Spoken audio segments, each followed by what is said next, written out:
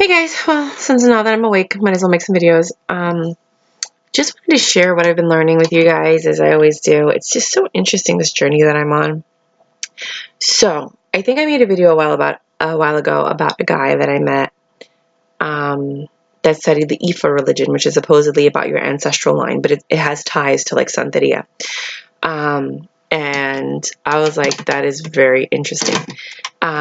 But I put that aside. So the reason I'm making this video is I met a girl. And of course, I met her through a task that I did because I'm always meeting people. And she was telling me that she feels like she was supposed to be born to her aunt. So her aunt kept having miscarriages, and then her father had her, and her aunt was very attached to her, and then her aunt died. So she was told by many different psychics and spiritual whatever that she was actually her aunt's daughter, and her aunt couldn't carry her. So it passed into the family line through her brother, which is her father, through the aunt's brother, which is this girl's father. And she was born to her, and that's why she was so attached to her. And that every time she sees a spiritual medium, they say that there's this woman who's behind you, who's been with you your whole life. And she's like, yeah, I know, that's my aunt. That blew my mind. I was like, love this stuff. I love this stuff. Like, you come and you tell me stories and I'm like, ooh, I love it. So it's interesting because the guy who told me about the Ifa religion said that he believes in reincarnation, but you can only be reincarnated into your family line. So he said with the Ifa religion, you come here and your family has a purpose, your whole lineage. And like your kid can actually be your great great great great grandfather, great great great great grandmother, or great great great great cousin. It travels in the bloodline, and I thought that was interesting because you always hear the Jews, especially when they talk about Ashkenazi and Sephardic. That's all about the bloodline. Ashkenazi is pure, Jew bloodline from the line of Judah down to now, and Sephardic means that you've mixed with anyone outside of that line. So. And then I remember watching the movie The Underworld where he's like, do not mix the bloodlines, when he didn't want like the lycan to mix with the vampire. It's fiction, but it's the premise of the bloodline. Then you have these white supremacists that are like, we have to keep the blood pure, white people, no mixture, no percentage of Spanish or black people in our blood. So clearly there's something going on about bloodlines. So when he told me about this Ifa religion, I was like, oh wow. That's interesting. And then I have a personal thing that brought that about, that I was like, oh, that might be interesting too. So aside from that, I was like, okay. So then I started asking her, I was like, okay, so what's up with like the Indian gods? Because I do that, right? And so she started explaining to me, and as she's explaining to me who these Indian gods are, oh, no. I asked her that because I was looking up, I'm into like crystal healing now, and I'm into clearing your chakras, and I got the certification for Tantra, so I've been doing all this like healing. I'm doing Reiki right now, and there was this thing on YouTube that says that I was reading this book that somebody wrote that says like, this is how you start to clear your chakras, and she said that you say Shreem over and over. It's like a mantra. Then there's another one. And I was like, so what does Shri mean? She's like, I don't know. I was like, okay, that's crazy, because I don't want to say something and then be calling some demon because I don't know what I'm saying. And here I am like doing some mantra, so I'm like, okay, so what's Om Kleem Krishnaya Nama? And she's like, Krishnaya is like one of the gods and blah, blah, blah. And I was like, okay, so then what's up with the gods? So that's how the whole conversation started, because I'm one of those people that I got to start from the beginning to get you to where you're going so that you understand why it happened. Anyways, so... I can't believe I reverted back to the old let me school you kind of thing. But anyway, so she started telling me about like some of the gods. She was like, there's the creator, and then there are gods that help him. I'm getting to something, right? So as she was explaining who the gods were, I was like, oh my God, these sound just like Greek gods. And because I studied Greek mythology when I was younger, because my cousins are half Greek, and then we learned it in school. And I was like, that sounds like this god. And she's like, yeah, they're very similar to the Greek gods. Some of them are very different, but a lot of them are the same. Like in their religion, there's a god that's very similar to Zeus that's married to a very similar god that's like Hera. And then they have like the goddess of knowledge, which I thought was Athena, but she said no, they were different. And then I was like, do you have a god of war? And she's like, not really. but there's different people that fight. So there's a woman named Durga or Durma, I don't know. And she takes on different forms depending on what task she has to do. So Durga turns into this other woman who turns into Kali, because I was like, yo, what's up with Kali? Because Kali is the one who's like all black, and she has the multiple hands, and she's always carrying skulls, and then she has her foot on somebody's neck. And she's like, yeah, Kali defeats evil, but people think she's evil, but she's not. She's the persona that Durga or Dorma, I don't know what I'm saying, takes to fight evil. So she has to turn into this person, which sounds like multiple personality disorder, but it makes sense when you think about all the voices that are in certain people's heads. And then you think about, my friend was like, well, those aren't voices, those are your 7 chakras that are talking to you, depending on what it is that you need. So each one steps in at a different time. So I'm like, that might be a representation of what your chakras are, or who you are as a person, and the different personas that you can take on when you truly evolve, to be a complete human. No, I don't want to say complete. As you go through the evolutionary process. And then we were talking about palms, because I've been getting into palmistry. I know, right? Like, I don't know, it's like the last couple of years. And we were talking about, like, she was asking me about the lines that I found. I'm going to go back to the other thing. And like, you see how I have like a triangle here? She told me that means that you're going to have a lot of money. You're going to be very wealthy. And I'm like, yeah, well, duh. But then on this hand, because you have different hands, right? There's like a triangle thing, which is like a kite. And she said that says that you're on your last life. Like, this is it. You're not getting reincarnated. You're done. So I'm like, oh, so then the question lies, which one is right? Because some people say your dominant hand is your present and your other hand is your past. But I was born a lefty, but taught to be a righty. Conundrum. What do you do? So anyway, and I was just talking to her because I was really looking, when I look at someone's hands, I look at like the love line, the guardian angel line, and the fate line. That's really what I care about. Don't really care about anything else. And if it's a dude, I might check out his marriage line. But at this point, I'm not even looking at dudes for marriage. If it happens, I'm going to be like, oh, thank you. And I'm sure it's going to be the right one for me, because apparently if I've waited this long, it's going to be the right one for me.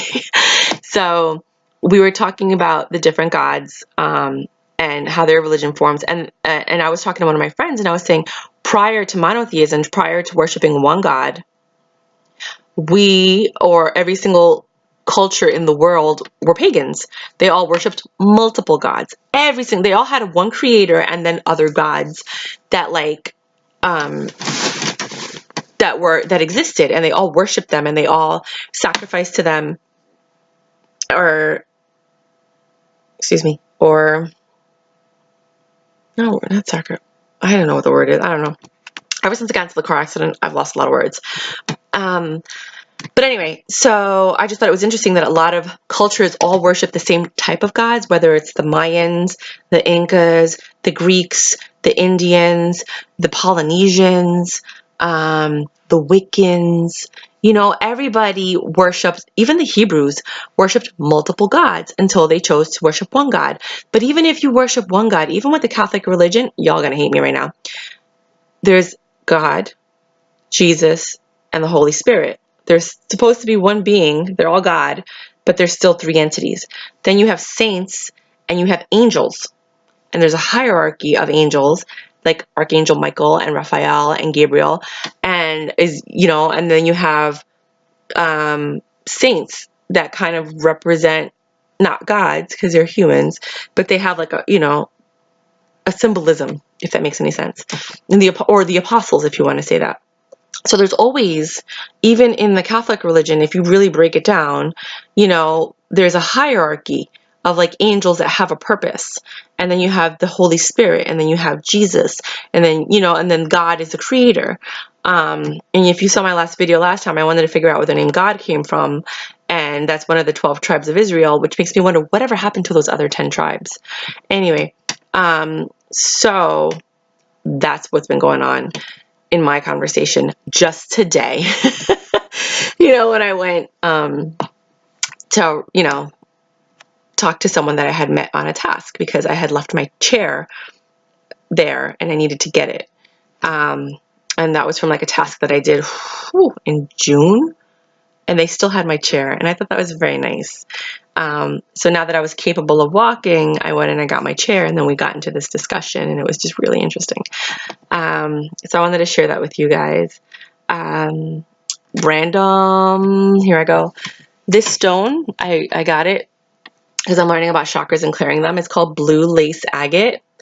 And I am learning about stones, and some of them, when I was a while ago, I had come across a lot of stones. They came to me, and they say that like things find you that you're meant to find. And I'm obviously meant to be in this world of like healing and cleansing and all this stuff.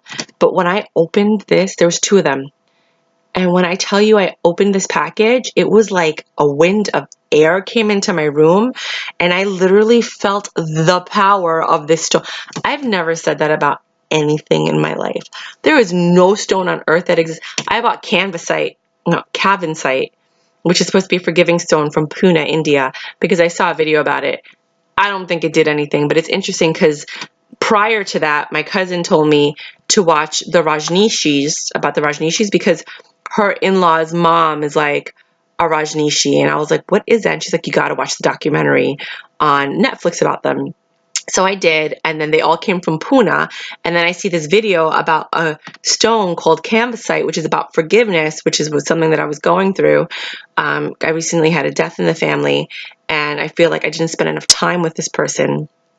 And, and there were other things that were popping up from my past that I had regrets about. And I got this stone. Maybe because it's too small, maybe I need a larger one. It's like tiny. This is like a really nice size. And it feels so good in my hand. It feels like it belongs there. Anyway, this is supposed to help you communicate and be able to speak in front of large crowds. I have no problem speaking in front of large crowds. I have no problem speaking in front of people, especially really loudly, because I did door-to-door sales and I had to do all these presentations and every morning give a morning meeting and blah, blah, blah. But they say that if you feel that people, when you communicate, they're not understanding you, probably because I talk fast, that you take the stone and it helps to clear your throat chakra. So because I'm working on healing, I want to be able to have these stones on hand to use them, with people. This one I'm keeping for myself. It's my own personal stone. And then I heard about these crystal grids, which I think are awesome, but I want to learn how to set them up. That's really interesting. I've also learned about sacred geometry, which might be another video. I don't even think I want to look, that's just too difficult. Just look up sacred geometry and watch videos on it. It's really interesting because I love math and I love numbers. And I owe that to Miss Giraldi, which was my 7th and 8th grade math teacher when I went to St. Luke's, and she changed my life. Like in 4th grade, I took a test. I was really good at all my classes, but in 4th grade, I took a test and I got a 10. I know. I'm the worst grade I've ever got my whole life in math. And ever since then, my confidence was shot. I still did well in math, but my confidence was shot. So that when I went to junior high, not really, because, in Catholic school, you go up until 8th grade. But when I was in 7th and 8th grade, I met Miss Giraldi, and I was like, I'm not good at math. She's like, you are good at math. And she spoke confidence into me. You're going to be good at math. You're meant to be good at math. You're good just because you're a girl, just because, you're Hispanic, you are going to be good at math. Don't listen to anybody. Don't believe what anybody says. And she got on me, and I saw that she treated me differently than everyone else. And she was on my case about being good at math. And when I tell you, when I went to high school, I got 100 on my algebra regents. What? And out of 300 kids, I was chosen. Is it 300? I think it was 300. There was 97 of us. No, that's wrong. I don't know. I can't remember.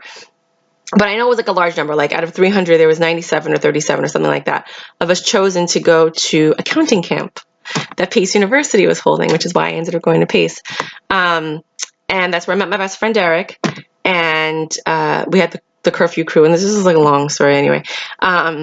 But in my junior year of high school, I applied for this program. And because I did so well in my accounting class, my teacher nominated me to be one of these people. And based on the letter that she wrote, I got into this program, and I ended up going away for 2 weeks. And it was like the beginning of me being free and traveling. And I was like, this is so awesome to be away from home. And this is so cool. And I'm like my own little person. I feel like an adult, and that totally changed my whole life because, as you know, I've been to 26 countries. I've traveled all over the place, and a lot of it had to do with that independence that I got from that accounting camp, which would have never happened if Miss Giraldi never gave me that confidence, which would have never happened if I didn't lose my confidence when I got a 10 on that test in 4th grade.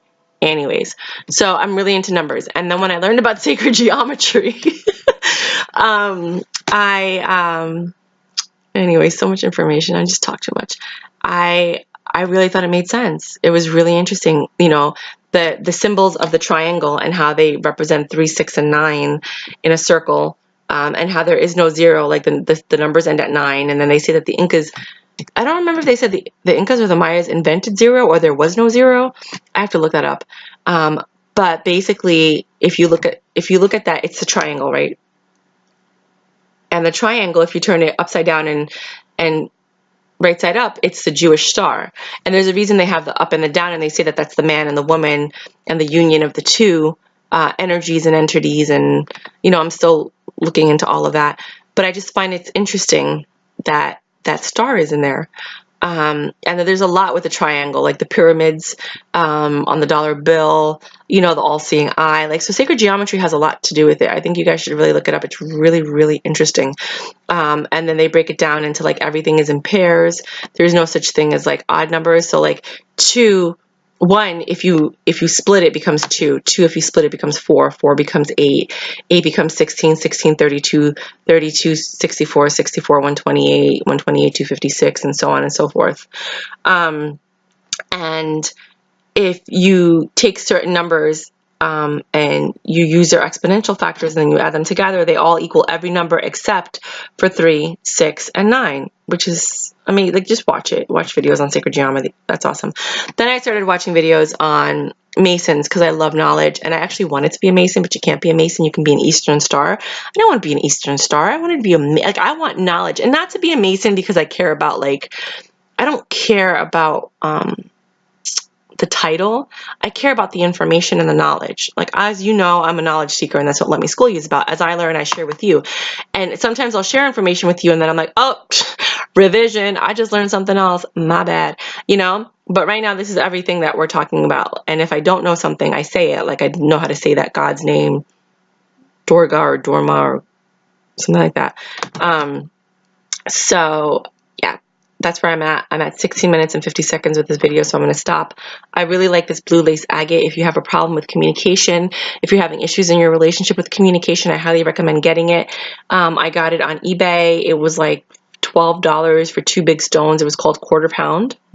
And I like this one. I like stones like this, like the raw stone, versus anything that's polished or anything that's like, I like the raw, like the cut stone like this, like just like a raw piece of stone that looks like it broke off. And I like bigger chunks. I find that they're more powerful than the thinner ones. But again, this is the only one I've ever felt that actually had a lot of power. There's other things I carry in my pocket, like pyrite. I love rose quartz. I always sleep with rose quartz under my bed. And yeah, so I'm going to shut up now. I'm talking too much. Gotta go. Love you guys. Bye.